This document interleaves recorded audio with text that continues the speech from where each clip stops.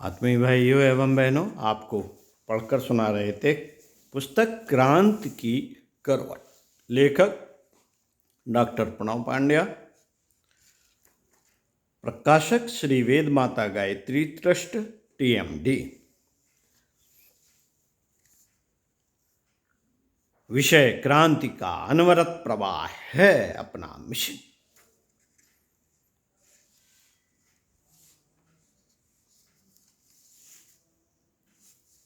अभी भारत में हिंदू धर्म में धर्म मंच से युग निर्माण मिशन का यह मानव जाति का भाग्य निर्माण करने वाला अभियान केंद्रित दिखाई पड़ता है, पर अगले दिनों उसकी वर्तमान सीमाएं अत्यंत विस्तृत होकर असीम हो जाएंगी। तब किसी संस्था संगठन का नियंत्रण निर्देश नहीं चलेगा। वरन कोट कोट घटकों से विभिन्न स्तर पर ऐसे ज्योतिपुंज फूटते दिखाई पड़ेंगे जिनकी अकूत शक्ति द्वारा संपन्न होने वाले क्रांतिकारी घटनाक्रम अनुपम और अद्भुत ही कहे समझे जा सकेंगे, और वही समयानुसार अपनी आज की मंगलाचरण थरकर को क्रमशः तीव्र से तीव्रतर करते चले जाएंगे। तांडव नृत्य से उत्पन्न गगनचुंबी जाज्वल्यवान आंग्नेय लपटों द्वारा पुरातन को नूतन में परिवर्तित करने की भूमिका किस प्रकार किस रूप में अगले दिनों संपन्न होने जा रही है, आज उस सब को सोचना कल्पना परिधि में ला सकना प्रायः असंभव ही है। बात इतनी सी है कि युग निर्माण मिशन के क्रांति प्रवाह से आज की निविड़ निशा का कल के प्रभातकालीन अरुणोदय में परिवर्तन होकर ही रहेगा। परम पूज्य गुरुदेव वेद मूर्ति तपोनिष्ठ युग ऋषि पंडित श्री राम शर्मा आचार्य जी द्वारा वांग्मय क्रमांक 66 युग निर्माण योजना दर्शन स्वरूप व कार्यक्रम पृष्ठ 3.40 में यह भविष्यवाणी स्पष्ट की है। आइए संदर्भ में डॉक्टर प्रणव पांड्या जी के विचारों को सुनते हैं, इसकी व्याख्या सुनते हैं और उनके विचारों को। मित्रों, अपना युग निर्माण मिशन क्रांति का प्रवाह है। यह तूफानी वेग से आगे बढ़ रहा है, आने वाले समय में भी ऐसे बढ़ता रहेगा। अश्वमेध यज्ञ की शुरुआत इसके प्रवाह में आने वाला एक उफान है। आगे ऐसे कितने ही उफान आएंगे। वंदनीय माता जी कार्यकर्ताओं की गोष्ठी लेते हुए कह रही थी यह गोष्ठी उनके अपने कक्ष से जुड़े हुए हाल में हो रही थी। इन दिनों शांत कुंज में अश्वमेध की तैयारियां पूरे जोर से चल रही थी। देश के कोने कोने से कार्यकर्ताओं के समूह हर दिन पहुंच रहे थे। सभी की कोशिश यही थी कि उनके क्षेत्र में भी एक अश्वमेध यज्ञ जरूर हो। पहला अश्वमेध जयपुर राजस्थान में होना निश्चित हो चुका था। इस यज्ञ की श्रृंखला के लिए जितना उत्साह देश व विदेश के कार्यकर्ताओं में था, उससे कहीं ज्यादा उमंग शांत कुंज में निवास करने वाले कार्यकर्ताओं में थी। इस यज्ञ का संपूर्ण विधान कर्मकांड तैयार किया जा रहा था। इस कर्मकांड को करने वाले कार्यकर्ताओं को प्रशिक्षित किया जाना था। इस बार शांत कुंज की कार्यकर्ता बहनें ब्रह्मवादिनी की भूमिका निभाएंगी, ऐसा तय किया गया था। अखंड ज्योत पत्रिका का भी एक विशेषांक निकालने की तैयारी चल रही थी। इसी सब मसले को लेकर वंदनीय माता जी ने गोष्ठी बुलाई थी। इसमें लोग तो थोड़े ही थे, पर बातें विशेष थीं। ऐसा लग रहा था कि इस अश्वमेध यज्ञ अभियान के माध्यम से वंदनीय माता जी अपनी आध्यात्मिक ऊर्जा का कोई प्रचंड विस्फोट करने वाली है। साथियों, उनकी भावभंगिमा, तेवर, हाव भाव, मुख मुद्रा ऐसी थी जैसे कि असुर संहारिणी दुर्गा ने असुरता के महाविनाश का निश्चय कर लिया हो। वह कह रही थी, बेटा, मेरा तो मन था कि 108 अश्वमेध यज्ञ देश के कोने कोने में किए जाएं। फिर थोड़ा रुककर बोली, अरे देश में ही क्यों? देश में ही क्यों, विदेशों में भी किए जाए। आखिर वहां की धरती पर भी तो क्रांति के बीज बोने हैं। इतना कहकर उन्होंने अपनी दृष्टि ऊपर उठाई और शून्य में देखती हुई कुछ देर तक चुप रही। इसके बाद बोली, लेकिन यह संभव नहीं दिखाई दे रहा है। कितने यज्ञों तक तो मैं ही यहां इस धरती पर नहीं रहूंगी। आखिर मुझे गुरु जी का हाथ बटाने के लिए ऊपर भी तो जाना है।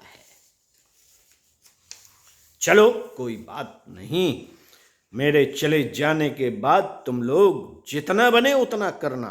बाकी के सारे यज्ञ मैं अंतरिक्ष में करूंगी। अंतरिक्ष में? इन शब्दों ने सुनने वालों को चौंकाया।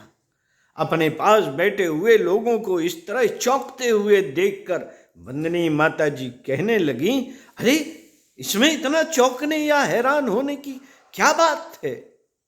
अपने युग निर्माण मिशन का 5% हिस्सा ही स्थूल जगत में स्थूल नेत्रों से देखा जा सकता है। बाकी का 95% तो अंतरिक्षीय यानी कि सूक्ष्म जगत या सूक्ष्म लोकों में है। सुनने वालों को यह नई सी बात लगी। उन्हें सुन रहे लोगों को इस सोच को नजरअंदाज कर वह कह रही थी, स्थूल जगत में तुम लोगों के माध्यम से शांत कुंज, गायत्री, तपोभूम, अखंड ज्योति संस्थान या शक्तिपीठों के माध्यम से जितना काम हो पाया है, उतने भर से कोई युग क्रांति या युग परिवर्तन थोड़े ही हो जाएगा। तुम लोगों के लिए तो गुरु जी ने पहले ही कह रखा है, तुम सब तो कृष्ण के ग्वाल वाल या राम के रीछ बानर हो। तुम सभी का भावनात्मक सहयोग मन को प्रसन्न करता है, पर इतना पर्याप्त नहीं। इसके लिए गुरु जी सूक्ष्म जगत में दिन रात एक किए हुए हैं। वहां पर उनके समर्थ सहयोगी भी हैं। हिमालय की ऋषि सत्ताओं की भांति सूक्ष्म जगत में दिव्य शक्तियां हैं जो इंद्र का वज्र, परशुराम का परश बनाने में जुटी हैं। वहां जो प्रचंड पुरुषार्थ हो रहा है, उसी से अगले दिनों युग क्रांति को सफल संपूर्ण करने वाली घटनाएं समूची दुनिया में घटित होंगी। असुरता इस क्रांति प्रवाह में समय समय पर महाविघ्न पैदा करती है। उसे निरस्त करने के लिए देवी देवों को, ऋषियों को महापुरुषार्थ करना पड़ता है। इतना कहते हुए वंदनीय माता जी थोड़ा रुकी और उन्होंने हाथ बढ़ाकर सामने रखी एक छोटी टेबल पर रखा पानी का गिलास उठाया, पानी के 2 घूंट पिए। फिर उन्होंने एक रहस्यमय मुस्कान के साथ कहा, जब सब लोग तीसरे विश्व युद्ध का हल्ला मचा रहे थे, उस समय गुरु जी ने सूक्ष्मीकरण की साधना की। इस साधना के माध्यम से उन्होंने कई काम किए। इनमें से एक काम तीसरे विश्व युद्ध की संभावनाओं की समाप्ति भी था। उस समय उन्होंने लिखा था, छुटपुट क्षेत्रीय युद्ध तो होंगे, पर बड़े विश्व युद्ध का खतरा अब दुनिया से टल गया है। पर यह खतरा स्थूल जगत से टला है, सूक्ष्म जगत से नहीं। सूक्ष्म जगत में तो यह युद्ध लगातार प्रबल, लोमहर्षक, भयानक एवं प्रचंड होता चला जा रहा है। इसे विश्व युद्ध से बड़ा विश्व युद्ध कह सकते हो। फिर वह हंसकर बोली, इसे विश्व युद्ध क्यों, इसे तो ब्रह्मांड युद्ध कहना चाहिए। एक तरफ असुरों दैत्यों की महासेना अपने हथियार उठाए है, तो दूसरी तरफ देवों ऋषियों ने अपनी प्रचंड ऊर्जा इसमें झांक दी है। स्वयं गुरु जी अपने तप का त्रिशूल उठाए यह महासंग्राम कर रहे हैं। इस महासंग्राम में उन्हें जितनी जितनी विजय मिलती जाएगी, उतना उतना ही क्रांति प्रवाह के अवरोध हटते मिटते चले जाएंगे। जब तुम लोग देखना,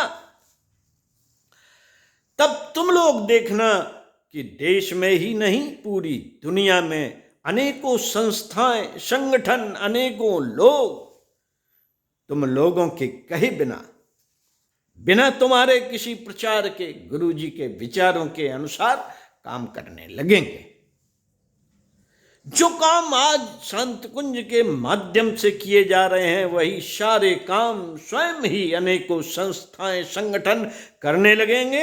ऐसा केवल भारत में ही नहीं, पूरी दुनिया में होगा, पूरी दुनिया में होगा। यह कहते हुए वंदनी माता जी के माथे पर थोड़ा बल पड़े और बोली, इसका एक चरण गुरुदेव के जन्म शताब्दी तक पूरा हो जाएगा, लेकिन इसके दूसरे चरण को पूरा होने में इतना समय तो लग ही जाएगा जब तुम लोग गुरुदेव की साधना शताब्दी मना रहे होगे। माता जी की इन बातों को सुनने वालों में एक ने कहा, यानी सन 2026?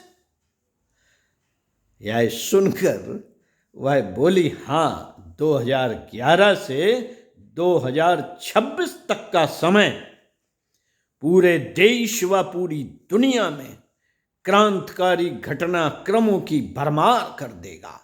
यह बड़े परिवर्तनों का समय होगा।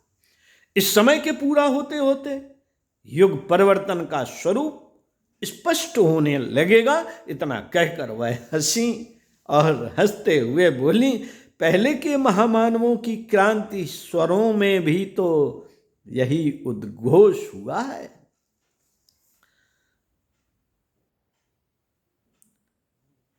पहले के महामानवों के क्रांति स्वरों में भी तो यही उद्घोष हुआ है।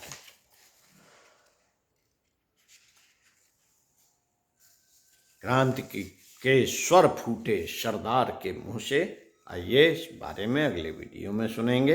ओम शांति।